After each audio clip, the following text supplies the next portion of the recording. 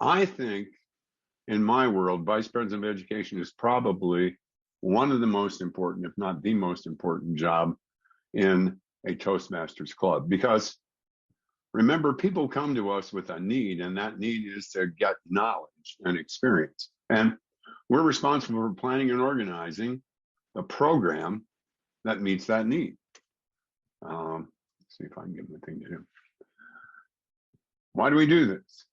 We want to help people fulfill the needs that they have, and we want to do that in a fun environment that encourages people to join and encourages people who are already members to stay. That's thoroughbred, by the way.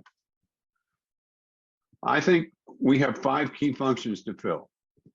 We have to orient new members how to learn to be a Toastmaster, how to use the basic speaking skills. We have to adopt the Pathways program, and we have to execute it, and we have to help people understand it. I think Pathways and understanding it and help people understand it is one of the most key things we can do. In my world, we talked earlier about different ways to make a schedule. You can either use Free Toast Host. I use some different things that I'll show you, but the deal with the schedule, if you're a VP of Education, is you know the level of your new members, and you try to place them in roles that help them grow. And you also know your seasoned members, and you put them in roles that encourage them to keep growing and keep involved in the club. And you put together a mentor program. I'm going to talk about that a little bit later. And you plan and conduct chapter speech contests. So those are the things that we do. And I'm going to run through a few things. A new person comes into Toastmasters with questions about these 3 things: how to pick a topic, how to fulfill a meeting role, and how to customize and deliver a speech. And customizing and delivering the speech is the role that Pathways plays. And I'm just going to have you take a look at this. Here's the thing that people face when they come into Pathways and they start to look at the project descriptions. Every one of them says, deliver a speech about any topic, something that appeals to you or anything else. Now, if I'm a brand new person, what in the world does that mean? I like to help new people in orientation. I actually take them through this exercise and say, write some things down based on these criteria that are on the left-hand side of the slide. And we literally help people pick a half a dozen topics for their speeches, because I say to people, every topic is personal and it's personal to you. So you've got to come up with it. The next thing is meeting roles. Now, I put over here the toolbox. These are actually tools that I have developed that I will share with you if you want them. And I'll show you at the end of the meeting how to do that. But Toastmaster meeting roles. There are, whoops, I went too far, too fast. There are 11 meeting roles, and when someone comes into a Toastmasters meeting, all of that is very, very confusing. So once you join, does the confusion go away? No. In combination with confusion, there's fear and uncertainty. So what these manuals do is, you can take a look, it defines the role, it talks about how to prepare, and it gives you suggestions for being good at it. What I tell new members is, the way to learn meeting roles is to, number 1, get an agenda so that you can see when that person is going to speak. Number 2, read this thing. And number 3, watch someone do the role before you're supposed to do it. All those things, and they'll get it. And the thing that really some of us forget. I remember when I joined Toastmasters, I was locked up in fear. I was afraid to speak to an audience of 1 or 100. And that fear is probably one of the most common traits that people have when they come into the organization. So the most information you can give them simply that unlocks that and makes it easy, that's a good thing. So the other thing is, as a vice president of education, you can manage the schedule to help people grow as speakers by giving them a different level of role, and make sure that those new people speak in every role. We start with guest comments in our chapters. We have guests talk about why they were there and what they experienced. The next thing we ask people to do is participate in table topics. And then we go through these levels of roles to give people a growth path into the meeting. Not only does it give them a growth path into the meeting, it builds their confidence. It helps them better understand what it takes to be a speaker. But vice presidents of education ought to manage that. Some of us do and some of us don't, but that's an important piece of what you can do to help people. The other thing, in my role as vice president of education, when I lived up north and I lived in Michigan, in the part of Michigan where I was from, the vice president of education literally built a schedule. They built the schedule. And if you look here, this is how I build a schedule now. I have the weeks laid out, I have the roles laid out, and then I literally assign people the roles based on a couple of things. Number one, if people request something, they get it automatically. Number two, new people, I try to keep rotating through roles and getting them in the right position to do their icebreaker and to do the next speech, and do the next speech. I put that in place. I take this chart and I send it to all the members. And then 2 meetings at a time, I go out to Free Toast Host and assign all these members so that there's an agenda there that people can see. So I use this thing and Free Toast Host. Up in the north, when I say Free Toast Host, people look at me like I crawled out from under a rock. They don't use it. They just use this. But the combination of the two is really, really, really effective. Okay, and here's a picture of Free Toast Host. And since we've already had a big presentation on that, there's the picture. I'm moving on. Okay. Now, I also have, as part of my orientation, and I look at Free Toast Host and how to use it in kind of a real truncated version of what we heard earlier today. But so that a member can come in here and very confidently show up and get out of Free Toast Host what we put into it for them. Okay, and then there's pathways. Okay, I'm a pathways advocate. I wasn't always, but I am now. And I think if you get, by the time you hear my sense of why I am, you probably will be too. Think about why you got into Toastmasters, and it probably is very similar to what the presentation mastery description is. The description is, helps you build your skills as an accomplished public speaker. There's a word, glossophobia, which is the fear of public speaking. 75% of the people in the world have that fear. And I bet you the people who join Toastmasters, that percentage is much higher. So we have this, but then Toastmasters added a whole bunch of other things. And the important thing about these other things is they're not really other things.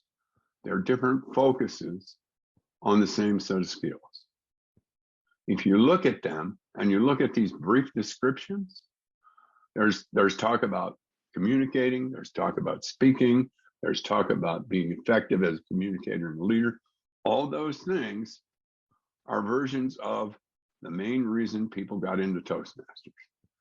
So that when you're introducing folks to pathways, you don't have to tell them, well, there's all these things that you're going to do. This is not 11 different curriculum. It's 11 different areas of focus. And once you say that, that lowers the level of fear, because all of a sudden people are going, well, I have to study out here in this whole different area, and that really makes me nervous. So there are areas of focus, not entirely different things. In fact, pathways is not different at all. Every pathway has 5 levels. In every pathway, the first 2 levels are absolutely identical. In the 3, 4, and 5 level, there are a lot of elective projects, and some of those are duplicates across the different pathways. So there really is a lot of the same material used in different ways, depending on which path you're in. But the first 2 levels are critical because that gives people the set of skills that most of them got into Toastmasters to get. They learn to speak, they learn to build a speech, they learn all of the things that make a speech more effective, and then they begin to understand how communication relates to leadership. A thing that I tell people when they say, well, I thought this was a speaking organization. And I say, well, not everyone who's a great speaker is going to be a leader, but everyone who is a leader is in fact a great speaker. So that's where we come from here. There is some language in pathways that if you help people understand this, it helps them understand pathways. And believe me, the last thing you want to do is bring somebody into the club and go, there's this pathways thing, it's a mess, but we'll help you figure it out maybe sometime, don't worry. You have to keep it simple. And the language of pathways includes these 3 terms: pathway, which I'm going to call the entire course, and a level, which is a chapter within the course, and a project, which is an assignment within the level that usually includes a speech. So pathway is presentation mastery. Level 1 is the chapter that includes these projects: an icebreaker, an evaluation and feedback, and research and presenting. Well, not research and presenting anymore, but I didn't have a slide of the new. But the point is, when people understand that, they begin to be able to navigate through this and not feel totally frustrated. Because, in case you didn't know it, there is no obvious path through pathways. And there's more than one path. There's lots of paths. And pathways is an incredibly content-rich, feature-rich piece of work, but it's not intuitive. So your job as a vice president of education is to help people understand how to use pathways to their benefit without trying to teach them everything that's inside there. Because I guarantee you, if you try to teach them everything that's inside there, you're going to lose them. And quite honestly, I bet you don't know. I bet you don't know everything that's inside there. I certainly don't. But I got tools, okay? In case you didn't know it, one of my jobs for years and years was to build training material for software.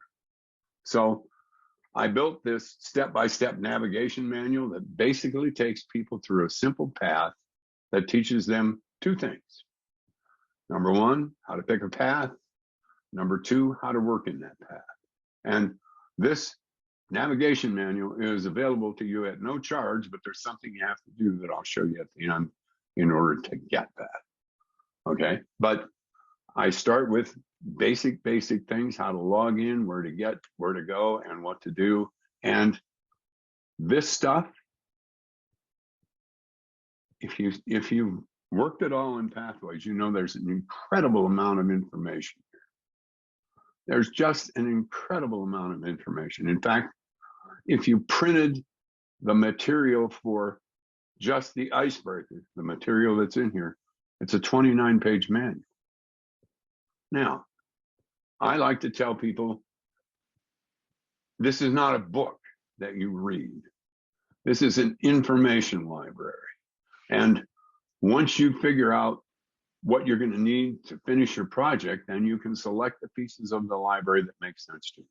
And the simplest way to do that is to go down here and print what's called the project checklist. There is one for every project in every level that you complete. And what it does is it opens up and gives you a perspective. This is the one on understanding your communication style. And the first thing you discover when you print this project checklist is there's something inside the software that I have to do in order to make this work for me. And that's the little communication style questionnaire that's in the software. So now I know that already before I've started to try and wade through all of this information, because all I want to do is use to find what I need to get done what I need to do so that I don't get overwhelmed by the material and then lose the sense of the project. The project is everything, okay? So interesting navigation, but in order to find this page, you go to a page called Your Evaluation. And really, it has a little evaluation explanation on one side, but under resources, it has all the things you can print. Everything that you can print. And you can print, in this case, a 4-page speech outline worksheet. I said 29 pages. I'm sorry, it's only 23. But this is everything, no, not everything, much of what's in the software. There are some videos and there are some interactive things that aren't in any of the printed stuff, but all the printed stuff will refer people to that. So I'm sort of ambivalent about the printed stuff, but it's there. And I like to tell people, don't ever buy the printed stuff because it's all there. All right, I'm going to present this and I'm going to get in trouble. Somebody somewhere is going to go, you're crazy. If your members try to use every piece of information in Pathways, it's kind of like going to the Golden Corral. On the first visit, they try to sample everything on the menu. That's all that information. They're very full, but proud. I did it. Fantastic. On the second visit, they're stuffed and uncomfortable, and there is no third visit. The quickest way to drive people away from Toastmasters is to make this Pathways thing so complicated that it frustrates people. And I have talked to many, many people who did just this. They went through a couple of them and they went, I can't stand it. This is too crazy. I just wanted to learn to speak. I didn't want to go through a college anyway. And they've left. And that's really frustrating for me. One more thing we need to understand as vice presidents of education, you have to help people understand how they get credit for their project. Okay, the software has a very unique way of deciding whether someone has completed a project. And that way is somebody who starts a project has to do the assess your skills before piece and the assess your skills after piece. Both of those things are little 5-question surveys. Nobody gets to see them except the person who's doing them. They don't mean anything in terms of a score, but in order for the software to say, okay, that's finished, the software has to see the completion of the beginning and after assess your skills. And you got to tell members to do that because that's the only way that they'll get credit, and that's the only way that you'll get notified that they need to get credit. And that's your job. Is in Basecamp Manager, there's a pending request thing, and when someone completes a project, then you get a notice that they're waiting on you to approve them. And so you would think, okay, all I have to do is go into Basecamp Manager and approve this member request. Not really. You have to do that, of course, and it will automatically give notice to the person and to you that that's been done. But then you have to go into Clubs Central and also submit the education award. You got to do both, or they won't get credit. And that thing is really, really frustrating. That I didn't know that. The thing that got me in more trouble my first time as vice president of education was I didn't know I had to go to Club Central and submit those reports. Okay. So I'm going to talk a little bit about mentors in a moment, but I say a vice president of education should assign a mentor, and I don't know whether assign is the right word. Somehow you have to get the mentor and the learner together in some kind of a partnership. And the easiest way for that mentor to help that new member is to help them understand out of all of that material in pathways, what do they need? What are the critical things for their first 3 projects? That means the mentor has to understand the person whom they're working with and understand what it is that they have and don't have. And then after they help them figure out what they need out of that material, then they have to teach them how to decide for themselves what they need into the future and teach them how to find it. Now that really isn't that difficult in pathways, but you've got to immerse yourself in it and get a sense of how it works.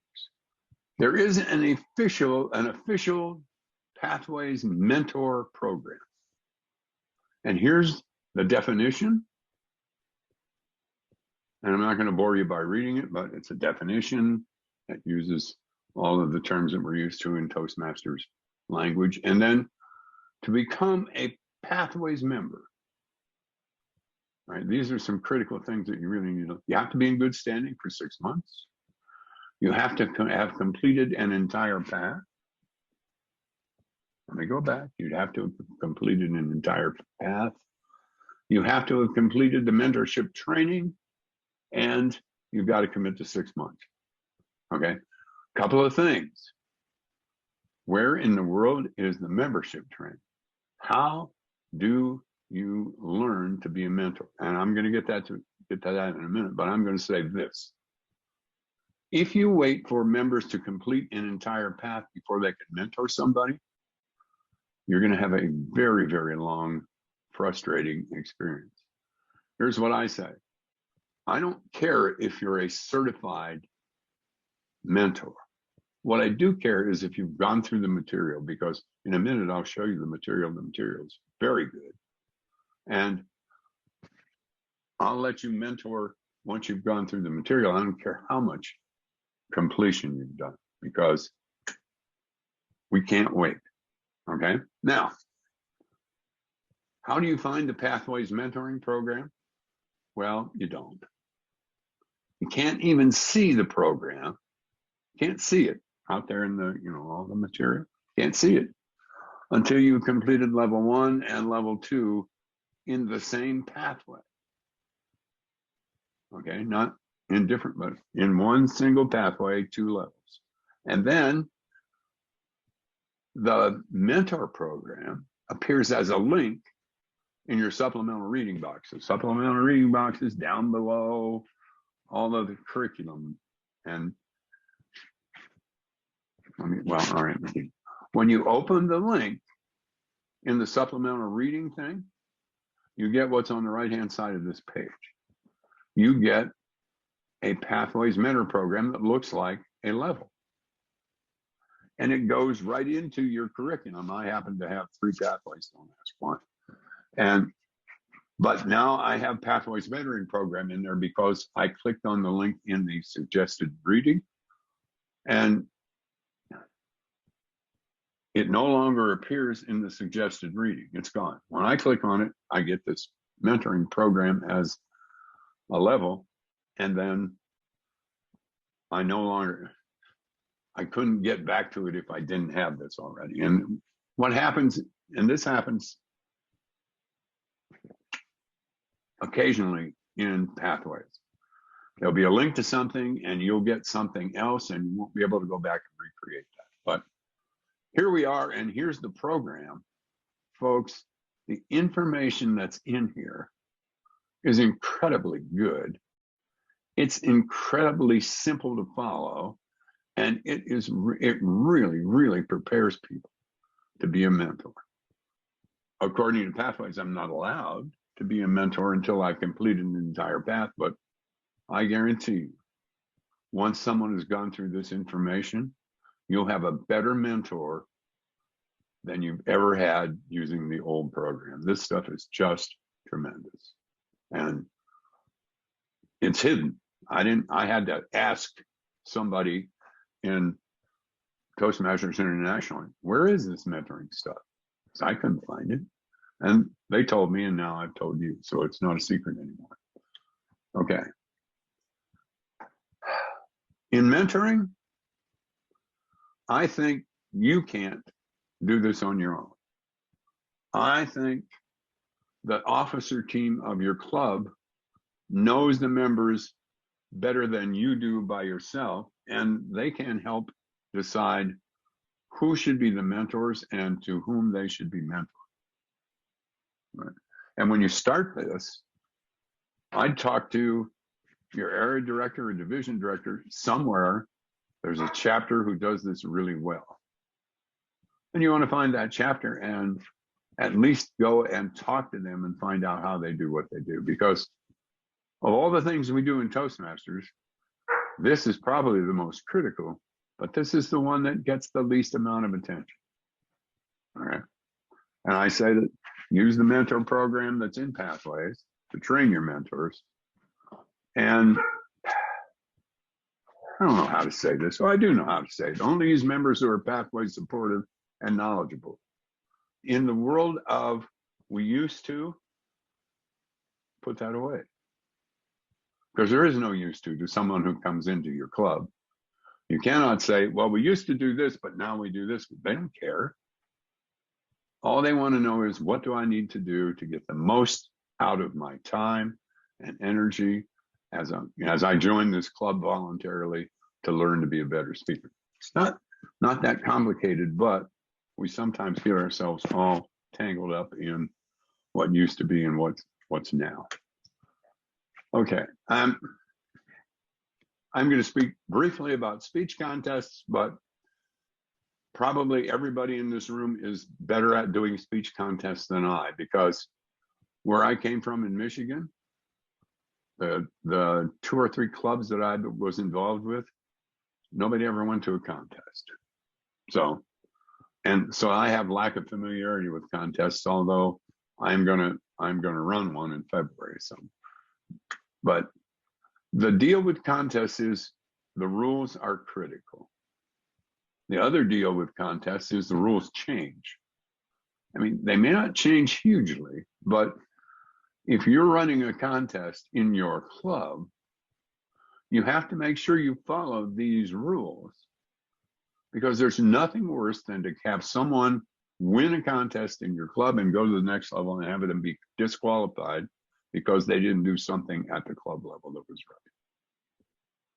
And you're responsible for that. There are things inside this manual that you can get and see. This one is the current one, July 1 to June 30, 2022, that you have to at least be basically familiar with that before you run a club contest. And this was some material that I had from last year, so this may not be the case now, but when you start working with people on contests, you can take them to YouTube, and there are videos that are just incredible, and they can really help people understand. Because from where you sit in a club, the idea of a tall tales contest doesn't even click. But once you see it on YouTube, you go, oh, okay, I can get that. And as many things that happen on YouTube, you often say to yourself, oh, looks pretty easy on YouTube. Now, and in your club, you have to have one person that has to put the contest together. You have to have a chief judge. You have to explain how to use the ballots and let all the members vote. And I've never been in a club that used outside judges. We use members to vote. And you have to get people out of the room in tall tales and evaluation contests so they can't hear the other person. And in Zoom, that's pretty easy, but you have to make sure that you do it. You have to put them in a breakout room like we're in now. And if only one person wants to compete, the president can appoint a winner. I will say this, though. Don't allow that person to not give the speech. I mean, come on. You want to make sure that they have the potential to win. Anyway, so, and in case you hadn't caught it, I have a different kind of view about the Toastmasters world than some people do. I think Distinguished Club is a great thing. And when I was up north, in the chapter that I was most active, I had no idea what we never talked about it. We never looked at it. We didn't care about it. All right. So, but now that I'm here in the South, I've learned that it is important and it can be a real help to your club, but it depends on how you focus. All right. In my world, if you focus on the scores and you tell people, okay, we got to get level ones, we got to get level twos, and do all this, and we got to get our dues paid on time, we got to, all of that's wonderful, but that doesn't get it for me. Is that why we have Toastmasters? I don't think so. At least it's not for me. It's not about those things. What it's really about is the positive power of the meeting. You sit in a Toastmasters meeting where the meeting is well run and the people are excited. That is what makes the difference, and that'll create these scores. And genuine support and constructive criticism. Evaluation is one of the most critical things we do as Toastmasters, and that's what we need to focus on, not who paid their dues. And it's all about each member's growth, and it's all about camaraderie and trust. I sat in a meeting this morning with 26 people in it, and you could just feel that positive power of that meeting. And that club had never looked at the Distinguished Club categories, but right now they're already at Select Distinguished, and they didn't even know that it existed. So I guess that's my own personal focus, and so far no one has shut me up or turned me off, so I think maybe you're listening. All right. And here's what I have for you. Okay. First of all, I will give you the slides that I used in this meeting if you want them. I also have a set of slides that I use for orientation for new members. And the set of slides includes notes. So it's kind of the dialogue that I use when I do. You can have that if you'd like. I'll give you the role manual if you'd like. And I'd give you the pathway step-by-step guide, which is really, it starts with click on pathways, click on go to base camp, click on, and it teaches people how to, one, select a pathway, and two, work inside it. And you can have all of those for free, except you have to do this for me.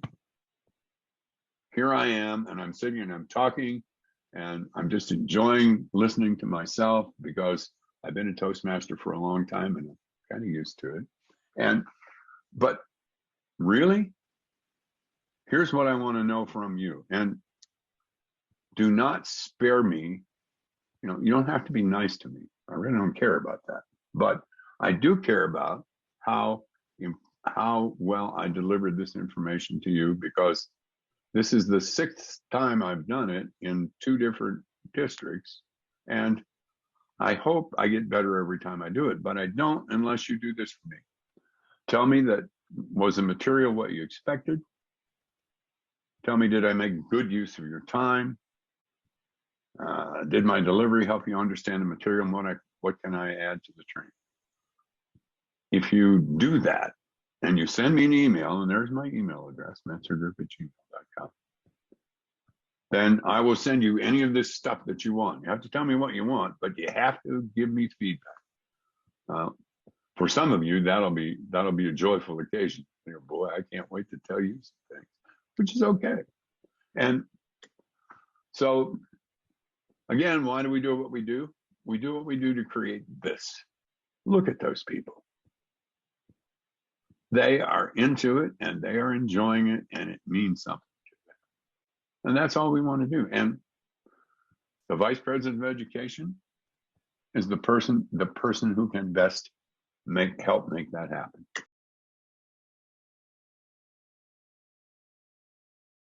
Now that I've talked to you for minutes and minutes, I see you all shut your faces off. Anybody got some questions or comments? You can do it in the chat, or you can just start talking. I'm fine with that. Hey, Curt, this is Travis here. I don't mind going first. I beg your Nobody else pardon? wants to join. Oh. Hey, Curt, I appreciate everything that you pointed out. What I think is interesting, and I appreciate you sharing the story about, you said you gave a speech, right, about pathways not being efficient or intuitive. And what's interesting is that when I've been to a couple of these training, training events, that's a common theme that pops up whenever we're discussing VPE or pathway. So I appreciate you share. I know you said I shouldn't share this story, but I think that helps me remember just to try to keep it simple, right? And I was taking some notes while you were presenting. When I'm meeting, the only thing that I would add, when I'm meeting with I'm in the HCA Creative Articulators. We're one of the corporate clubs that's with HCA Healthcare in Nashville. And when I'm meeting with our new members and we take a look at pathways together, I always try to end the conversation with, when I show them all the different pathways and we briefly maybe talk about a couple, I say, as you're digging into here and you take the pathways assessment and maybe it gives you a few examples to think about, why don't you reconnect with me if you can't narrow it down to only one pathway? Maybe there's 2 or 3 that interest you, and then I take that step to connect the new member.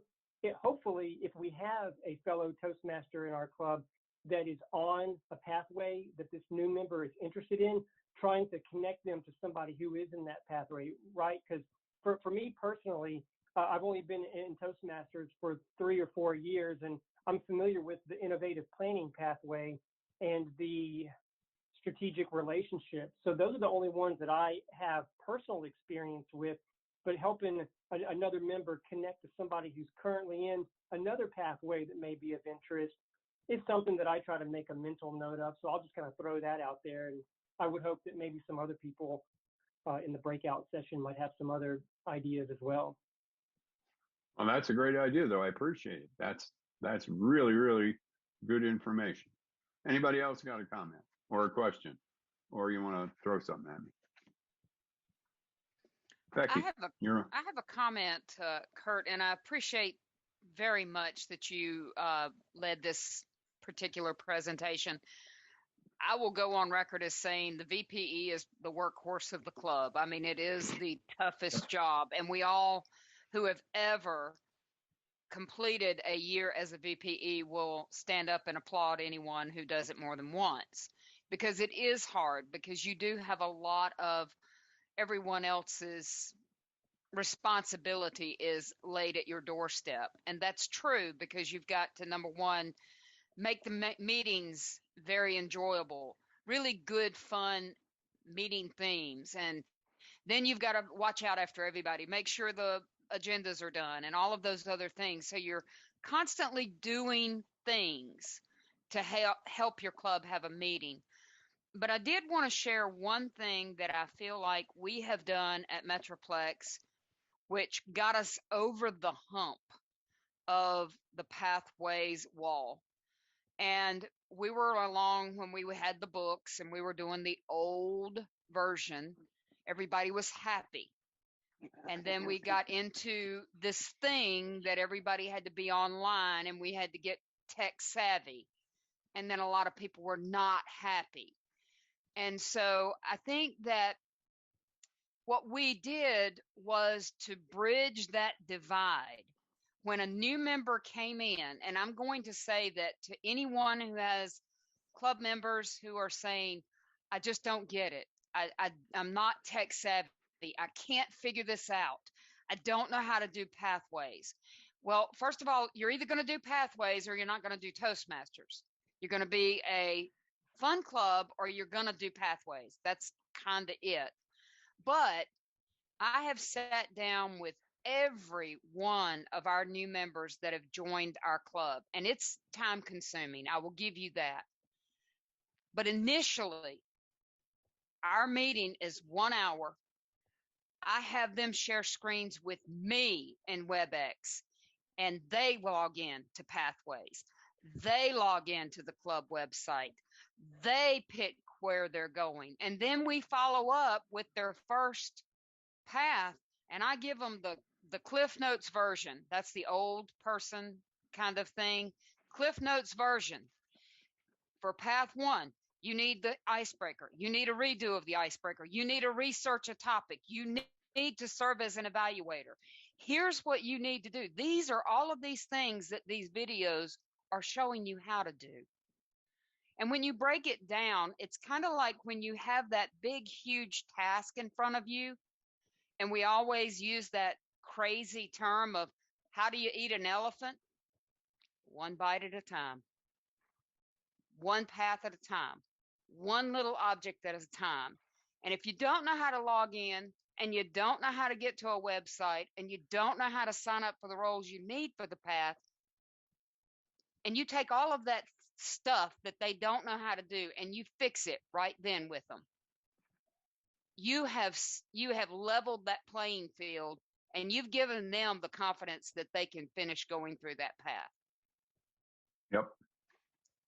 Absolutely. Somebody else had their hand up. Let's see. Yeah. Oh, one hi, thing, Dory.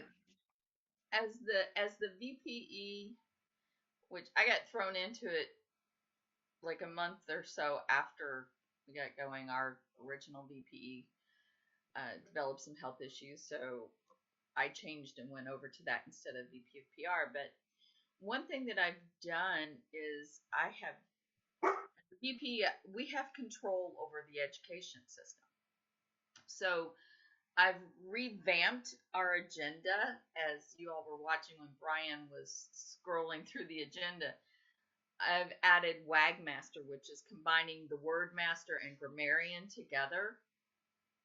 And then I've also taken the All Counter and turned it into All Counter / Active Listener, because I've found from visiting other clubs in other countries, they do like an active listener. And that role there helps us to be better evaluators, because you have to listen so you can answer those questions. But I've also changed the way the agenda is set up a little bit. Like, I've taken table topics and put it after our speakers. That way, if we're having one of those meetings where we have very few members there, the table topics person has more people to choose from, and gives the evaluators a little more time to do their evaluation in case they get caught up in a table topics question as well. And then we've scheduled an education day a month. We meet every week, and usually the third Saturday of the month is an education day, to where I pick Pathways apart, to where, because like on Pathways you have podcasting, you have blogging, you have presentations and things like that. But personally, I don't feel it goes into enough detail. So we have one coming up, I believe it's in February. It's going to be about presentations, how to make your presentations better, how to be able to put together a presentation and go through that. We've got another one coming up. We've got two actually coming up on podcasting, expanding what is presented in Pathways, to where if somebody really wanted to take that and have their own podcast, they can, because they will have more information. They won't just have the quick little speech part. And I'm finding that that's helping a little bit, because, as I'm sure most clubs are finding, the momentum right now is quite low. And members are going, okay, I'm on Zoom all the time. I don't want to spend my off time on Zoom. And they're losing their passion. They're losing their desire. They've forgotten why they signed up in the first place. Or they're not owning their club, as Lance Miller said in his presentation. You have to own your club, and they're not doing that. You get a new member coming in, and they'll stay around for a while till they start seeing that, okay, these people are not that thrilled with this, so why am I here? So we have to do something to spice it up a little bit. And as the VP of Education, we have that power. I highly recommend spice up. Yeah, well, that's true. And sometimes if you help people understand, like I'm a member of Thoroughbred Toastmasters in Bowling Green, Kentucky, which is about 40 miles from here. I have never met any of those people in person. I have never been to a physical meeting because we're all old and we don't do that because of the climate that, we don't do that. So that's my world. That's online. And as people come into our group, and we are very fortunate in Thoroughbred that we've had over the last year, we've had 12 new members. So that's a wonderful thing. But if you help them understand the value of being here, then that helps. I mean, and I know people go, well, I just miss things. Baloney. Here we are. We're here to speak. You can see me. You can hear me. You can't hold my hand, but I don't think I'd want you to if we were in a room by ourselves anyway. It's just the way you approach it. I mean, and there are people, yes, who spend hours and hours on Zoom, and that's okay. They're the experts. And if you lean on them and get them to talk to people, okay. I can go on and on about Zoom. I think it's a great thing. I don't think it's a bad thing at all. I'm an area director, and I have clubs that are really powerfully on Zoom and doing really well when they didn't do so well before Zoom. Yeah, I highly recommend. I mean, Zoom has been great because I don't have to drive 45 minutes or so, or get up an hour and a half to 2 hours early to take care of 5 dogs and drive. And I can also visit clubs in other countries, which has been very enlightening. And so, yeah, but I do just recommend, spicing up at least one meeting a month. We had a visitor yesterday, and I met with her today for her to join the club. She visited one meeting, and now she's going to join our club. And one thing that she shared with me was that I had my doubts about how you would make a WebEx or a Zoom meeting fun and enjoyable. And what Dory's saying about spicing it up, I find that when we get into a rut of doing things a certain way, that we think we have to do Toastmasters in this way, and we can't veer out of that lane. And if we do, we're not giving education. Then I think we stifle the fun out of the learning opportunity that we have. And that's where some of our clubs begin to struggle, is when we start stifling out fun and just having the run of the mill, check the box, do this, do that, and this is an actual Toastmaster meeting. There is got to be a reason to make someone come to another WebEx meeting on their lunch hour, or another Zoom meeting on a Saturday morning, or another meeting for Zoom after they've stayed at work all day and they've been on meeting after meeting after meeting. And the only way we're going to be able to do that is different things. So I find that when we find VPEs that do different things, let's share the wealth, because I am not creative. I'm not. I can organize the soup out of something, but I am not, I am not the one who can be creative, but I can steal ideas and I can get all of you to come to my club and I can put you all on the stage in the spotlight and say, let's make this work together. And then I'll come and help you if you need me. But I think that's what we sometimes have lost with these Zoom meetings. Whereas if I found somebody in an in-person TLI that I really thought they did a lot of good things at that meeting, I could go up to them one-on-one and I could talk to them and say, hey, I'm struggling with this. What do you all do? What is your club doing? And I will tell you, as a past district leader, that is the networking that keeps you together, is finding someone who knows how to do something you don't and let them help you and asking for help. So if you, I'll just put this out here. I think they're going to say something about it later, but if your club is struggling and you want some help, we have a panel that's meeting on Tuesdays, the first Tuesday of every month by WebEx and Zoom. And you're going to have a wealth of panelists from different divisions that will look at what you've got going on and try to help you and develop a plan to get in there and help your club and send folks in to help you. So I'm just going to put that out there. If you need any help, just reach out to me and we'll get you that information. I want two things from you, Becky. I want, number one, I want that link, and number two, I want an invitation to your next club. I will send you both. Okay. I will be happy to have them. Okay. Thanks, Curt. Thank you. Anybody else got any comments, questions? I don't really know what time we're supposed to be done, so. I have a quick question for both Dory as well as Becky.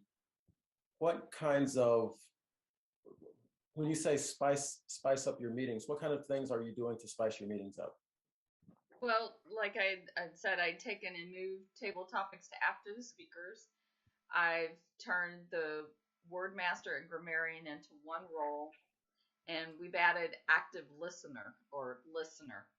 And with that role, they're the all counter as well, but they also have to listen to the speakers and table topics answers and be able to pick out little things like, what was Daryl's key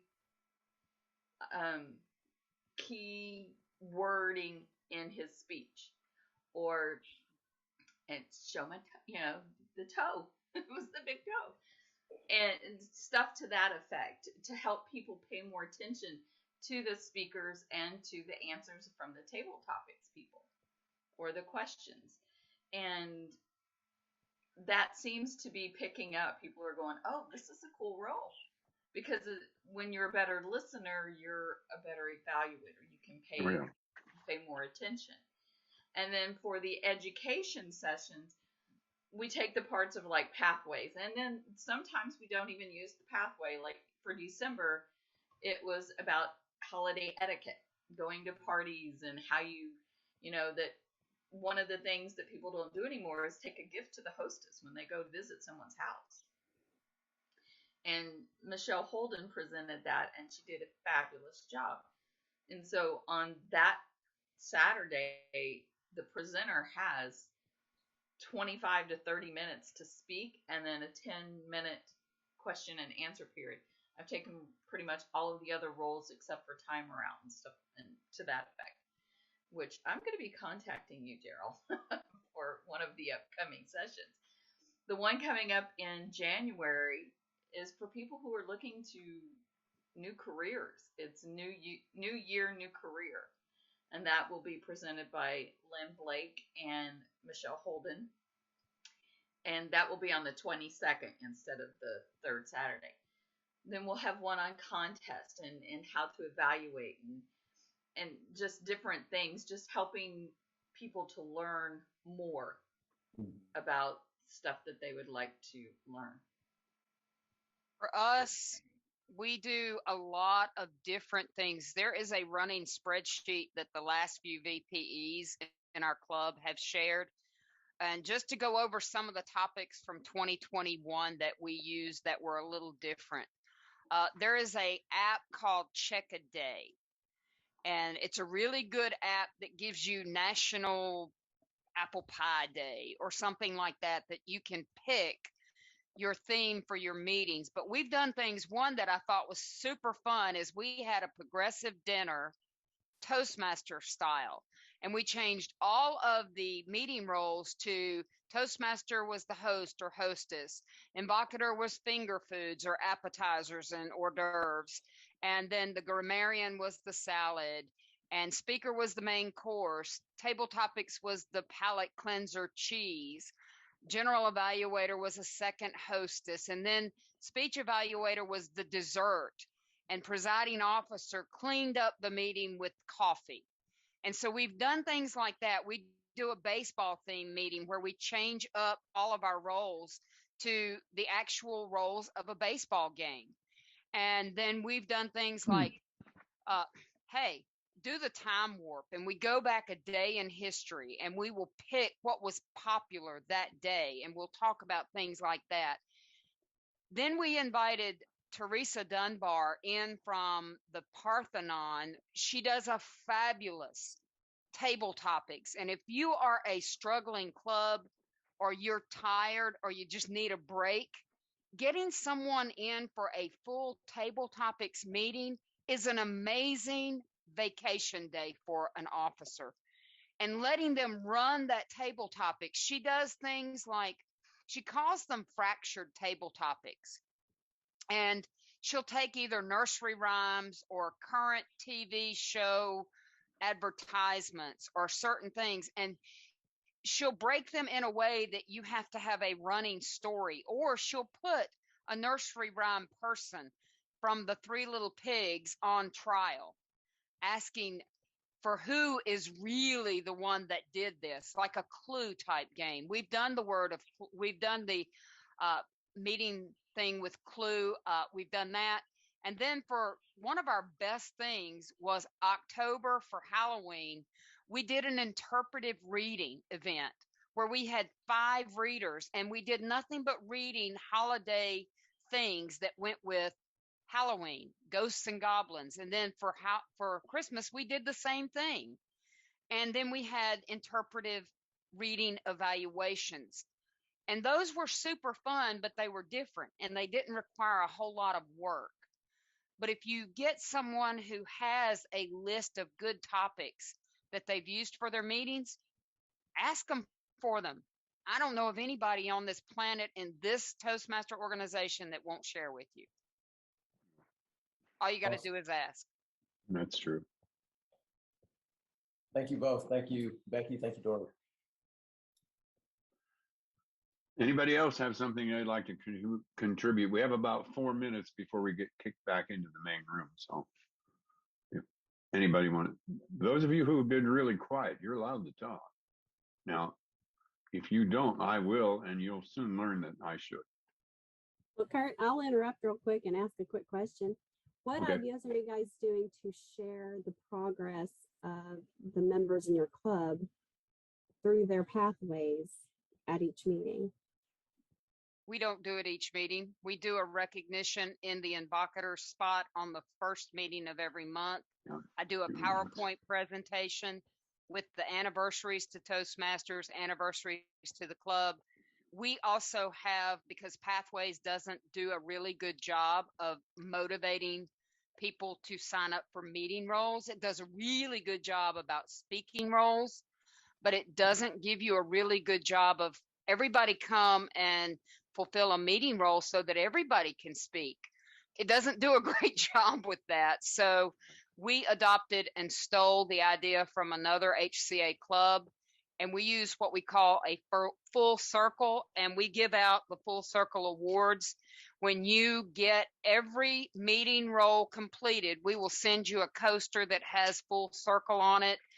And we do that all year long, and then we give recognition for who's won full circles and where you are, half, quarter, 3/4, and all of that on the first meeting of the month, and we take over the invocator role. And I as the VPE, I do that.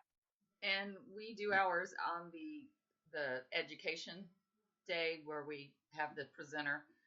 We either do the awards for who's completed, a path or even a level. And I'm getting ready to revamp that to where I have a chart to show everybody where they're at with that. Yeah, that's kind of my question. I know Toastmasters International now has this chart that you can get, and you can put everybody's name on the chart and show what the progress is on the pathways. And we're getting ready to get one, but I didn't know if anybody else had used something else or if they used that chart. I have the analyst guru upstairs, and he makes all the Yeah, I need to get with your analyst guru. I need to talk to Nick on how he did the pivot tables in Excel, because I'm like, he's like a genius at those and just whips them out like nothing. So yeah. Along with Becky's comments. Oh, Curt, if I just throw one more thing out there, along with Becky's comments, our club also just recently started the Full Circle Award, trying to copy some of our sister corporate clubs here at HCA as well, and that's been well received. But as VPE, whenever I have a member that has completed their icebreaker speech or completed a level, I will get up at the end of whatever the next meeting is and just verbally acknowledge them on the phone call and in person if they're there. So that's just another little spin that I put on it. Oh, and speaking of icebreakers, when someone completes an icebreaker, they've got the mints, the icebreaker mints, and we give them a pack of icebreaker mints when they. We did that too. Now we used to do that when we were in person, but since we're online, and I will tell you something else you guys could use is the ribbons that are on the TI website, the background ribbons and the certificates for the best table topics, the best speaker, and things like that. You can download those for free, send them out after the meeting, first time certificates and things like that. That also will help your engagement at the end, and they don't cost anything. Becky, where can I find those? You go under Toastmasters International Resources.